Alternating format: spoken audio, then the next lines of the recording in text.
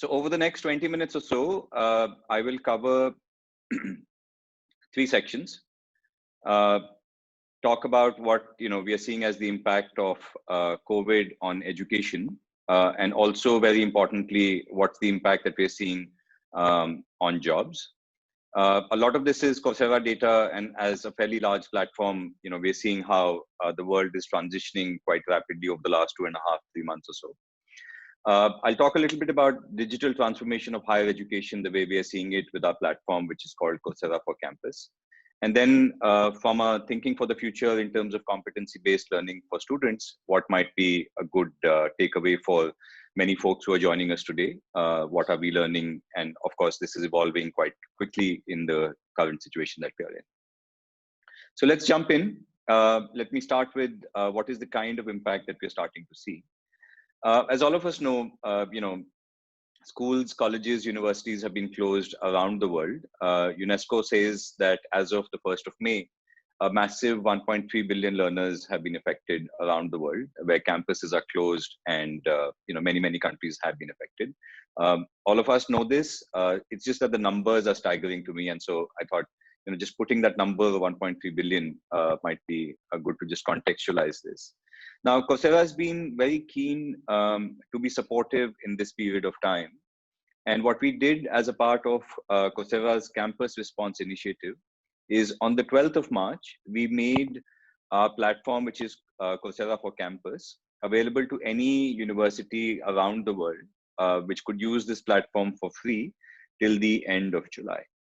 And we've actually seen a very strong response to how universities have taken up the Coursera for Campus platform. So globally around the world, we've received 24,000 inquiries, of which there are about 8,300 institutions. And so far, very quickly, about 7,100 programs have been launched, where learning has shifted online onto the Coursera platform. And almost 1 million students have signed up. They've been learning over the last 2.5 months or so. And they've taken many millions of courses around the world. Now, we've been fortunate to be able to come up and step up and support this, but this is also giving us a lot of learning, and I'll share some of those that we are seeing today. But before I do that, just stepping back a little bit, while all of us are thinking about higher education, the world of work is also changing very rapidly. And I took this from a McKinsey study in 2018, where McKinsey said that low-skilled jobs are at the risk of automation, given just how technology is changing the world. And on the x-axis, the higher risk of automation is to the right. And then wages being a proxy for the level of education is what they had put on the y-axis. And what you'll see here is the red dots are those jobs that require lower levels of education. And they are usually here. So admin assistants, retail sales, drivers, personal care assistants, and so on. A lot of jobs that require skills, which don't need a lot of higher education. And then on the other side, jobs that require typically college degrees. And like I said, McKinsey said low-skilled jobs are the ones that are at the risk of automation. Now, what's relevant is they've updated the study as of April. And a similar study, the alarming news is that they're expecting that the low-skilled jobs will be the ones that will be hit hardest by COVID-19 as well. And so jobs which are, again, same color codes, jobs that are in red, accommodation, food services, retail, trade, personal services, and so on, are the ones that will get hit the hardest.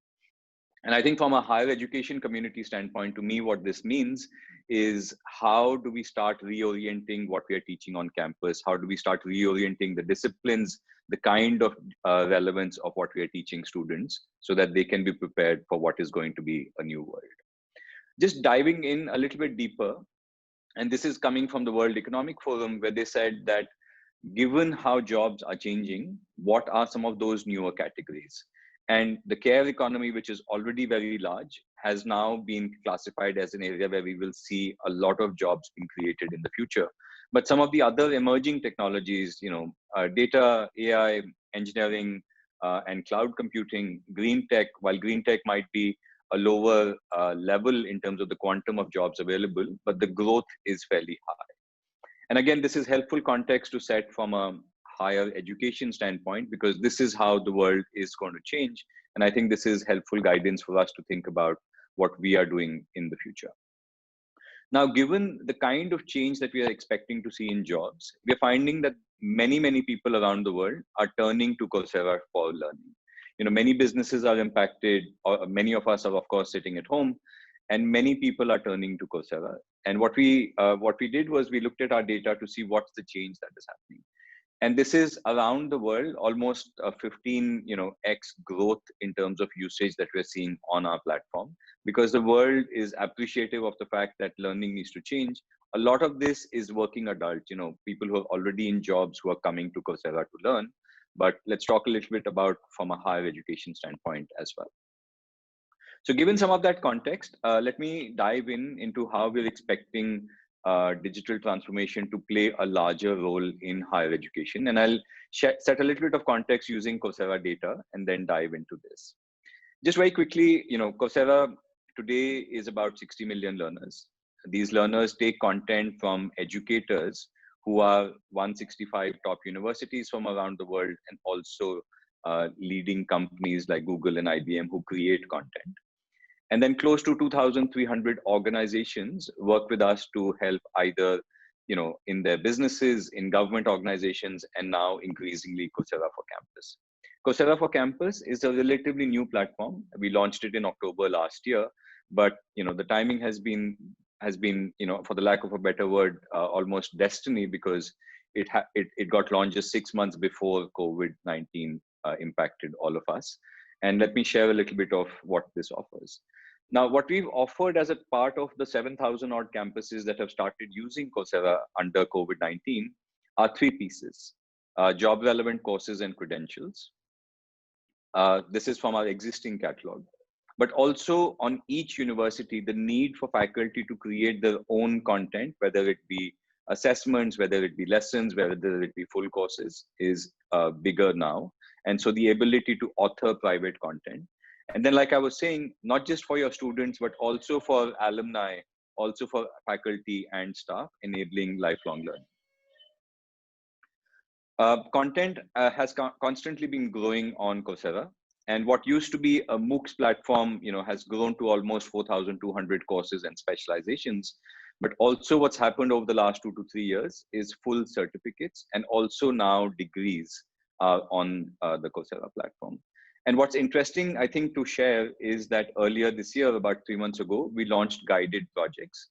These are, projects for hands-on learning. And while MOOC courses traditionally have been 12 to 15-hour courses, guided projects are a way to, within an hour to 2 hours, come and without having to purchase a software, actually do a hands-on project on a virtual machine. And while there are 100 projects right now, we are expecting that this will grow to close to 1,000 projects by the end of the year. So a lot of this learning is what, this content is what universities are starting to use as a part of Coursera for Campus. And then this is across different domains, where we see a lot of adoption of business, tech, and data science content, but then across other domains and disciplines as well. We are seeing universities starting to use Coursera for these 3 primary use cases. So the first 2 being for credit. Many countries, many regulators in countries have said in the past, even before COVID, that online education can support what is happening on campus for credit. For example, in Malaysia, upwards of 30% of education in a degree program can be supported, can be blended with online learning. In India, it's 20%, and so on and so forth. So we see universities either using standalone courses for credit from the Coursera platform. We see them blending Coursera courses with what faculty are teaching on campus, whether these be prerequisites or along those lines.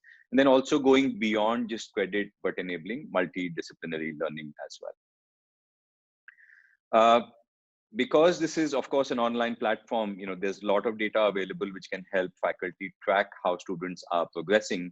And we're finding that sometimes being able to predict which are the students who are at risk, not having to wait for them to not perform well on assessments or exams, but having to be able to have a predictive mechanism to say, so-and-so students are at risk, has been quite powerful for faculty to enable student success. And so let me come, given some of this context, to what we are seeing in terms of the kind of skill building that we're expecting will be relevant for students more and more. Coursera works with close to 2,400 businesses around the world. And what this is telling us is, as the future of work changes very, very rapidly, the kind of skills that these companies are looking for in the future is also changing. And what we did last year is we took a lot of the data on our platform and we put it out into what we call a global skills index. And we created these essential skills maps. So for any organization that is going through digital transformation, and which many organizations around the world are, we said to businesses that across functions, and what you'll see here is the functions of engineering, data science, product, finance, and so on. For the future, the skills that you need to have in business, in tech, and data science are these. And these are roughly about 54 skills across your teams. These are the skills that businesses will need. So a bank in, let's say, Singapore may say that in my data science team, what I need my finance to know is at least the basics of forecasting, business analytics, and data visualization. And again, the same bank may say to its data science team that I need you to go really deep in skills in the areas of Python, TensorFlow, and machine learning. And similarly, a telecom company may say to its marketing team that in the areas of technology, we need you to understand content strategy, web analytics, search engine optimization, and so on and so forth. So this is what we are taking to companies as a part of Coursera for Business. But increasingly, given the world of work is changing, we are bringing this point of view to universities and campuses around the world as well, to say, given that importance of on higher education has gone up, given what I just shared, we believe closer alignment with what the work needs is going to be quite powerful. Now, to illustrate this with an example, I've been speaking to a lot of directors at leading MBA colleges around the world and schools around the world. And many of them have said to us that the general management MBA is dying. You can't just be a general management MBA, which is what I did when I went to B school many, many years ago. MBA students are going to be expected to possibly want to work in one of these 9 specializations when they go into the working world, and being able to provide them those skills while they are studying on campus is a powerful way for us to think about this. So this could be digital product management, and it will include not just taking what a traditional MBA student would do, but also competencies, skills around agile meets design thinking. Many MBA students will go and work in banking and in fintech, and given the importance of finance and related content, being able to take blockchain, for example, for financial services, or the language and tools of financial analysis, these are still competencies which are at a non-practitioner level. This is not blockchain as a software engineer would understand, but as a business manager, can I go and understand some of these topics, is what a number of schools are starting to look at. I think the challenge is, of course, going to always be the world of work is changing possibly faster than traditionally higher education has changed in the past. Being able to get faculty, being able to, in these specialized topics, being able to update curricula at the pace at which the world of work might be asking of us is not that straightforward. And with all of this, I think what campuses are finding is some of the catalog that Coursera is able to bring to them, or other similar online learning platforms are able to bring to them, is a great complementarity, is a great supplemental addition to what campuses have been doing. So if I bring together a lot of what we've, I've presented, there are 6 broad themes that we see emerging. And these are, of course, early signals, given the pace at which things are changing. Some of these will possibly be true in the future, and some of these will not be. Blended classrooms are likely to be a reality. Social distancing is going to continue for a while, and we may see a situation where campuses are required to have some students on campus, but some students also joining classes virtually, possibly even some teachers teaching virtually while some students are on campus. And I think what this needs is real-time communication tools, Zoom, Teams, and so on and so forth. But also just the ability to say the traditional classroom, which hasn't changed for many, many years, how will that change and how can technology enable some of that? The second piece, which is the participation, the usage of online courses will increase. I've looked at a lot of research reports which talk about, online education has been around for possibly 8-10 years or even more, but a lot of online education so far has been used in the working adult age group. The adoption in fall degree programs has possibly been in the 2 to 5% level going so far. But now, given the kind of impact that COVID is going to have, we're expecting that this may go up to possibly 20%. And this does not necessarily mean that 20% of degrees will be full degrees delivered online, but on-campus programs will have an online component, which could add up to possibly 20% of credits. Pressure on tuitions. I think we've all seen a lot of news and media reports around, possibly in the US, for parts of Europe as well, on pressure on tuition. Because I think for higher education institutions, the challenge is going to be student willingness to pay if a part of the campus experience is replaced by online. I think the other element is, of course, families are under pressure in terms of, job losses, salary cuts, and so on. And so pressure on tuition is something that will continue possibly. This varies by countries, of course. This may be higher, for example, in the US. This may possibly be lower in India, where gap year is not necessarily a thing. And so enrollments in undergrad programs may still be strong, but pressure on tuitions may continue to be the case in some markets. And I think a lot of university leaders, in the context of pressure on tuition, are rethinking what their business models are. Are there areas where costs can be reduced so that education can be delivered at a more efficient price point? I've spoken a lot about job relevant education. We at Coursera genuinely believe that this is going to play a large role going forward.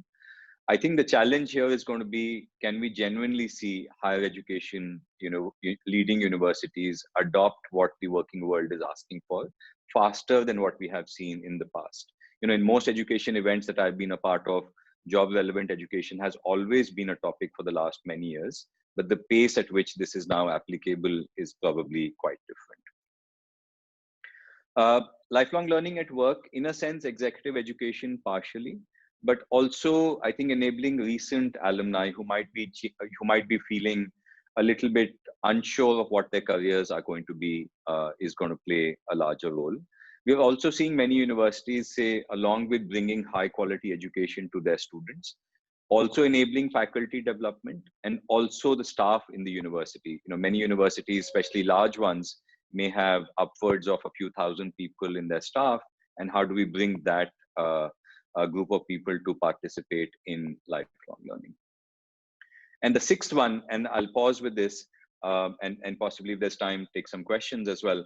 Modular and stackable is something that Coursera has been thinking about for a long time. And we believe that if a student can come and take, taking a full degree is a big commitment in today's world. Students may want to say, instead of signing up for a full 2-year MBA program, can I come and experience just the marketing part of an MBA program? And we call that a master track at Coursera. They just come in, go through an admissions process or even possibly open content and take a marketing master track. And if 6 months later, 2 years later, you decide that you now want to do the full MBA, you can go through the admissions process, get admission to the MBA from the same institution, but then the marketing master track that you have done adds up and you don't have to do that piece again. And so this modularity or stackability of higher education is a big point that we may see starting to emerge in the future. So I think that's what I had. I'll pause with that. And if there are any questions, I'm happy to take them. I'm going to stop sharing my screen as well. Raghav, thank you very much for that. Yes. Presumably, there's lots of questions coming in. I'll leave you to respond to those if that works for you. Yes, and I have some of these shared with me as well, Phil. Maybe I can just take them and answer them as we move forward. That's fine. I'm on standby, but I'll leave it to you. Thank you. So I'll read out the first question, and this is from Vardarajan. So the question here is that the projects you mentioned in Coursera, are they only tech related, which can be done online, or do you also now have core engineering projects? Yeah, that's a great question. So this is a product capability called guided projects that we launched about 3 months ago. The intent is to essentially be able to learn any software related skill right now. It's not virtual labs moving online just yet. Many years ago, I studied mechanical engineering, and today one of the leading companies in technology and software related to mechanical engineering is Autodesk in the Bay Area. And as a student, I could come to a guided project. My campus may be teaching me engineering drawing, but if I want to learn engineering drawing by using the Autodesk software, one, it is prohibitively expensive. And second, I want an instructor to take me through how to use Autodesk. And what a guided project does is, in a virtual machine without having to purchase that software, it can enable me to learn on Autodesk as an example. And there are hundreds of similar softwares available. So in data science, for example, Tableau, and so on and so forth. But it is largely software related right now. I do want to say that there is lots of innovation that is happening in online education and at Coursera. Coursera for Campus was launched in October last year. Private authoring was launched in January this year. Guided projects got launched in March this year. We also launched something called Coursera Match, which is a machine learning based algorithm where a university can come and input its current curriculum to see what are the closest courses on Coursera that match to that. So there's a lot of innovation that we are bringing to learners and universities around the world, and possibly there will be more. And possibly core engineering projects and virtual labs is going to be a direction that we might take. Let me move to the next question that I have here, which is from Naveen, and the question here is, COVID-19 safe distancing will make physical in-classroom capacity much smaller. Many instructors consider a hybrid, some online and some in class, to be less favorable than 100% online teaching, for all in view of the workload and the equitable student experiences. Your thoughts on these? Yeah, and this is a great question as well, and I think it's a very topical question right now. We are getting lots of data. We're getting lots of feedback. We're getting data from close to 1 million students, like I shared, who moved to learning on Coursera over the last 2.5-3 months. And even before that, there were about 100,000 students, in India, in parts of Southeast Asia, in Europe, who were already learning on Coursera in some kind of a hybrid model. And the feedback that we're getting is that as long as it's a well-designed program, it is in the disciplines which can be taught well online, and faculty starts to play the role of a mentor, the experience is actually quite powerful. A lot of basic concepts don't necessarily need to be taught in a live classroom, but a lot of those basic concepts can move online, and a lot of case study oriented or a lot of discussion oriented topics can then be discussed in the classroom. Leading institutions in India, if you're familiar with the IITs and the IIMs, for example, in India, are currently using the Coursera platform, the Coursera for Campus platform. And the feedback that we're getting from them has surprised us, because these are high quality institutions who've not necessarily felt a need to also complement what students are learning on campus with what's possibly available online. And like I said, a well-designed program can actually deliver a fairly engaging, a fairly high impact experience for the students. And I think it's critical to call out that faculty needs to play an important role here as well, in terms of selecting what's the right course or the set of courses, and also playing the role as a mentor. Okay, let me move to the next question, which is from Vikhyat Singh. And I'll read out the question here. So how are examinations for university degree programs conducted? Is it proctored or with physical presence in university campus? Yeah, so I think that's a great question as well. So as I shared today, there are about 20 degrees on Coursera. These are coming from the same top universities who author open content on our platform. And these degrees are in the master's domains, and some of them are in the bachelor's domains as well. And they are in data science, they are in public health, they are in the MBA space, they are in computer science and engineering, electrical engineering, and so on and so forth. And today there are upwards of 10,000 degree learners on the Coursera platform. It's the same admissions process. It's the same faculty who's teaching, but they're teaching online. And when it comes to assessments, most of these, I would say all of these are done online. They are proctored assessments. Coursera partners with the experts here. So leading platforms like ProctorU, Turnitin, and so on are the ones who come in and conduct these assessments and the exams on Coursera. Yeah, I'm conscious of time. I think that I have another 3-4 minutes. Maybe there are 2 more questions that I can take and then hand back to you, Phil. There's a question from Bala Krishnan. How is the dropout rate on Coursera courses generally? And yeah, this is a very relevant question. I often joke that if you Google MOOC completion rates, Google will tell you maybe 3%, 4%. That's the very not so nuanced level of understanding to kind of say what are the dropout rates or the completion rates on Coursera. We've realized that the way it works well is because many learners are new to online learning, providing an experience where without necessarily having to make a payment, you can come in and experience learning is a good way to get people started. So there are some free courses available on Coursera, and on those completion rates are of course quite low because learners will come in and get a sense of what the course is, whether it makes sense for them, doesn't make sense for them. And that's where completion rates will possibly be in the 8 to 10% level. But when there is skin in the game, right? When you are an individual who's come to Coursera, made a payment, selected a course for yourself, these completion rates tend to be in the 40 to 60% kind of marks. If you are a part of an enterprise, so I'm a bank and my CHRO says, listen, we believe you should be building skills in blockchain. Here are 2 courses from Coursera. We would highly recommend you to take it. And here's a cohort of your peers who are also learning along with you.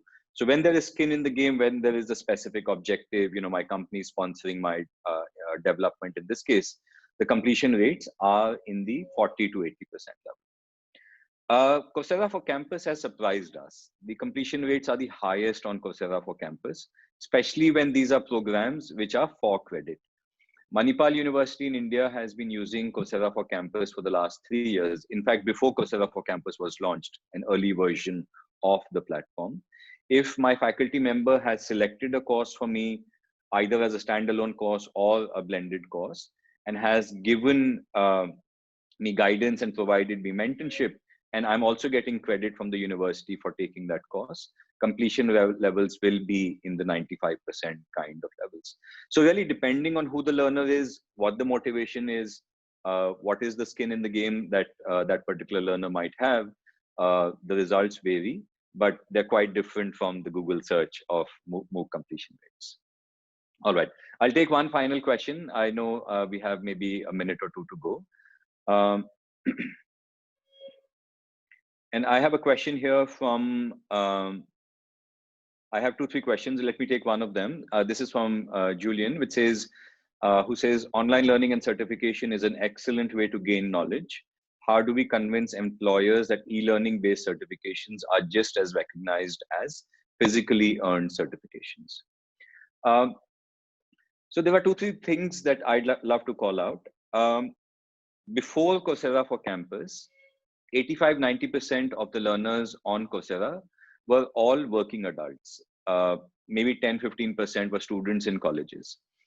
So the working world has actually had an appreciation of what online learning can bring to them for a long time. Second,